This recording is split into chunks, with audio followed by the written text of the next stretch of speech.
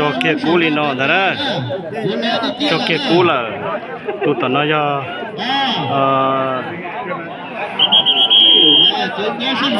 giờ tí xây dựng cái tụ tí xây dựng cái tụ đó nhưng tụ nó có sai tụ nó cho tụ nhung pa nhung sân sử nhớ rồi bàn chế nó nè giá kia lòn rồi đó tụi cá lọt tao nói chuyện cho cá vươn rồi đó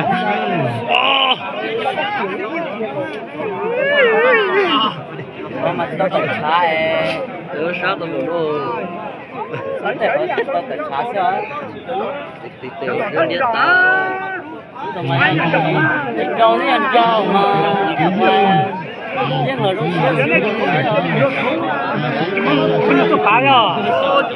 lọt kia rồi đó, nên chúng mình tôi phá nó thì á. Cái đá thì cái đồ bắn nó đấy, từ đó có chim lần tư chưa à? Chưa rồi đó. tao sổ lúc cả đó, tổ nó thế còn chung nha. Lọt kia đi nó là đấy. Kia, kia đâu nha. Nó chết tại cái mặt chỗ đó.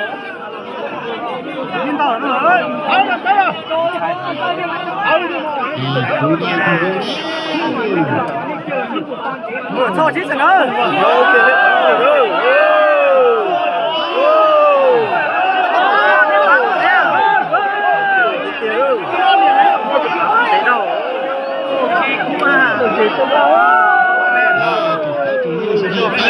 Đâu kia lên nó đó.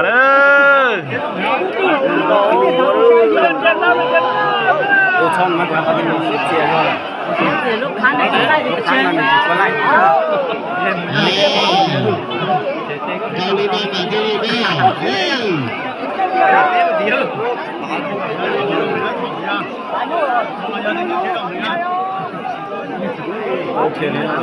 Tôi bán cái đấy. cho xe tủ nữa cho là nó thế này Tôi bán cái đấy. Cái nó che. Đi xe to thế đấy. Rồi nó to. Đi xe to thế đấy.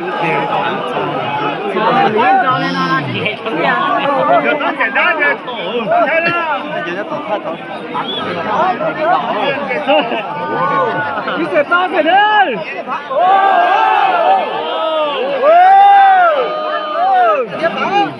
Cho cả tiền cho cả tiền. bài này Đi xe nó thế đấy. bán để đó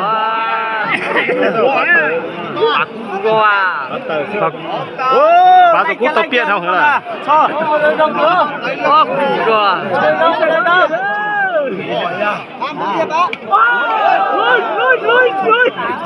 không phải ăn rau nữa mà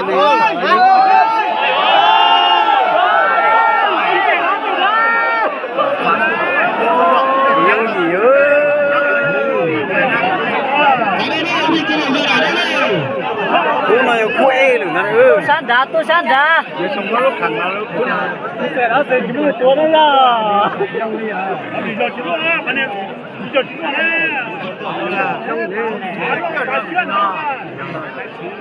cho chúng nó đi chúng con này tên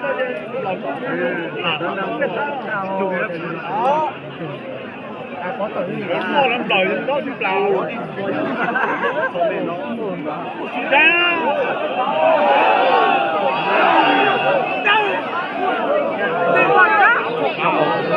tôi cho mà thế khác sốt đấy là chỉ muốn sốt ta lên này khác sốt đấy thôi ôi trời tôi biết cho chị nói tao sốt này đi cho nè đi cho là tao kia là biết cho nó sáng nói tao sốt nè chúng mình cắt to đi ya chị lấy tao cho tư chứ Ủa chậm luôn á, yên rồi. đi soi bắt ra đá mình bố rong ra Cầm mày bên kia. tiếp ơi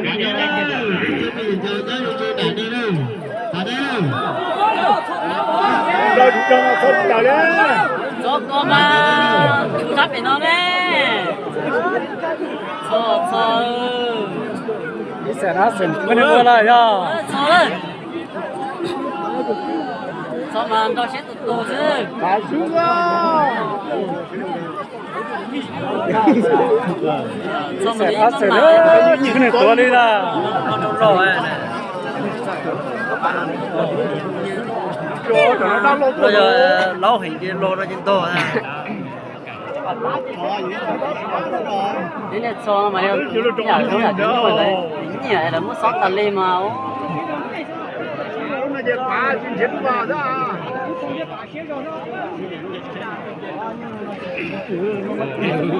rùa xía thế đó sẽ tụt từ xe rồng thế đó xin rùa xía thế đó số số là tụi nó là không gì thôi có tư á xử nhớ là cái gì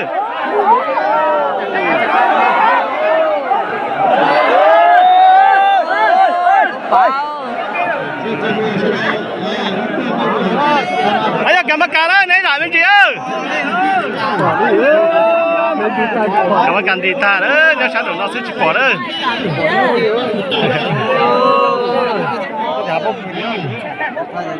nó sẽ bị đấy đó cái này mà ơi có bị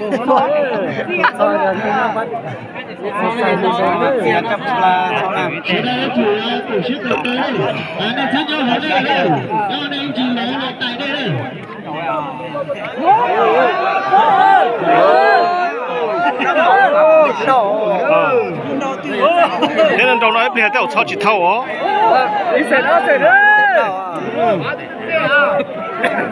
để giờ nó để cho nó tụt tụt đó cho đấy tụt tụt đó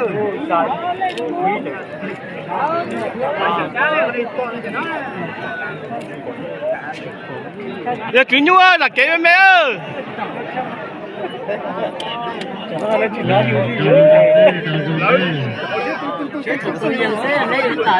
nó sao lại thấy nó không á cả cái như thế thì bỏ nhu ra cái chúng này cả tối đấy là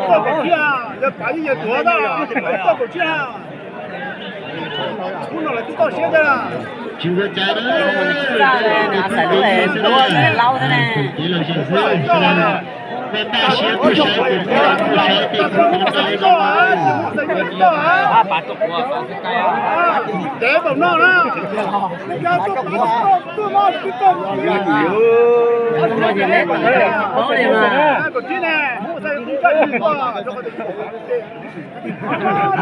nó sẽ lên xe đấy sao rồi không lên thế anh nói chuyện gì nói chuyện ôi hiện đó là thôi đi nên cầu là nó chi ra luôn cái này có mà cũng đâu gì nữa sẽ lên xe đấy sẽ tối đấy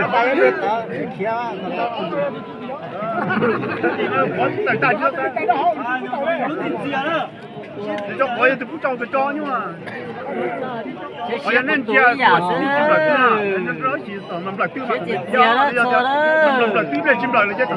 cho chị thế on trai lại đừng tỉnh bỏ thế mà cha thằng đó thế mà chỉ cho cái chú chú kia con